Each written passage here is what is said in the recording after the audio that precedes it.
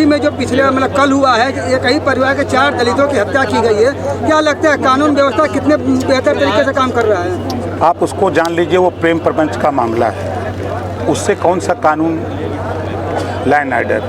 और सबसे मज़े की बात कि आप देख रहे हैं जो भी घटनाएं सामने आ रही हैं, चाहे फैजाबाद रेप का मामला हो, चाहे मऊ रेप का मामला हो, चाहे कन्नौज रेप का मामला हो, चाहे कुशीनगर नकली नोट बरामद का मामला हो, हर जगह तो समाजवादी पार्टियां के लोग आ रहे हैं। ऐसा क्यों हो? अभी एक पूर्व विधायक और एक उनके भाई वो भी रेप के मामले में फंसे हुए कल का।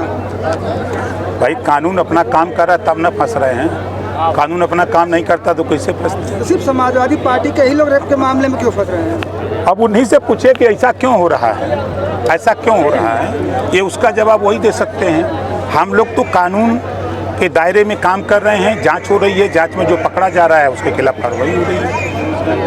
ऐसे में बात किया जाए विदेश नीति की, तो लेबनान और इजराइल में लड़ाई चल रही है। लेबनान के नसरुल्लाह की जो मौत हो गई है, बावजूद इसके जो यूपी में बहुत सारे जो मुसलमान हैं उनके समर्थन में रैलियां तक निकाल रहे हैं। देखिए, कोई भी कानून को अपने हाथ में लेगा, आतंकवादी गतिविधि में लिप्त होगा, उसके साथ वही सलूक होगा।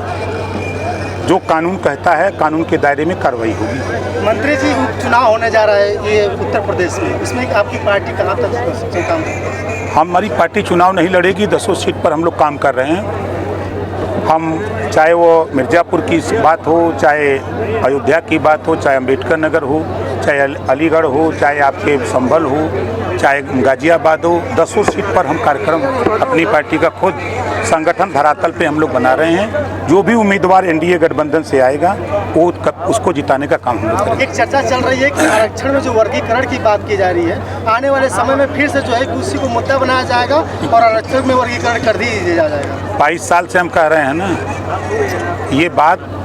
देखिए, रोहिणी आयोग का गठन हुआ दिल्ली में, माननीय प्रधानमंत्री जी के नेतृत्व में। रिपोर्ट तैयार हो गई, उसकी समीक्षा भी हो गई, अब उसको लागू करने की तैयारी हो रही है। पिछली बार आपने देखा प्रदेश में सामाजिक न्याय समिति 27% आरक्षण को बांट करके 7 और 9 11 7% पिछड़ा, 9% अति पिछड़ा, 11% सर्वाधिक पिछड़ा। उस काम को भी हमने राघवेंद्र सिंह जी के नेतृत्व में रिपोर्ट तैयार भी करा दी, तो उसको लागू करने की तरफ अब हम लोग बढ़ रहे हैं। नेताजी, इन दिनों जो सनातन धर्म और हिंदू धर्म को लेकर लगातार जो राजनीति चल रही है और कहीं न कहीं सनातन और हिंदू धर्म को नीचे दिखलाने की बात कही जा रही है। अपने सांसद जी का भी कुछ इसी तरह का मामला था। देखिए, हम लोग काम कर रहे हैं। अभी 2 अक्टूबर गांधी जयंती के दिन आपने देखा कि पूरे देश में प्रधानमंत्री जी के जन्मदिन 17 सितंबर से लेके 2 अक्टूबर तक हम लोगों ने सफाई अभियान, जो गांधी जी का सपना था कि राजनीतिक भागीदारी तो मिल गई, लेकिन स्वच्छ भारत और विकसित भारत और ग्राम स्वराज ग्राम स्वराज स्थापित हो, गांव का राज हो, उसके लिए हम लोग काम कर रहे हैं। ये बयान दे दे करके व्याकुल भारत की तरह हैं ये लोग कि जल्दी सत्ता मिल जाए, हम का बोल दें कि जनता हमारे संगे आ जाए। 20 साल लगातार 20 साल तक ये लोग अब डमरू बजावें। नेताजी, बिहार और गुजरात में शराबबंदी है। आप भी अपने मंचों से कई बार जो है शराबबंदी की बात कर चुके हैं। आपके अरविंद राजभर जी ने आज इस बात को उठाया है, तो क्या लगता है कि ओम प्रकाश राजभर शराबबंदी की बात को जो है मंत्रिमंडल में या केंद्र सरकार तक उठाएंगे? ये हम कानून बनवाने की तैयारी में हैं।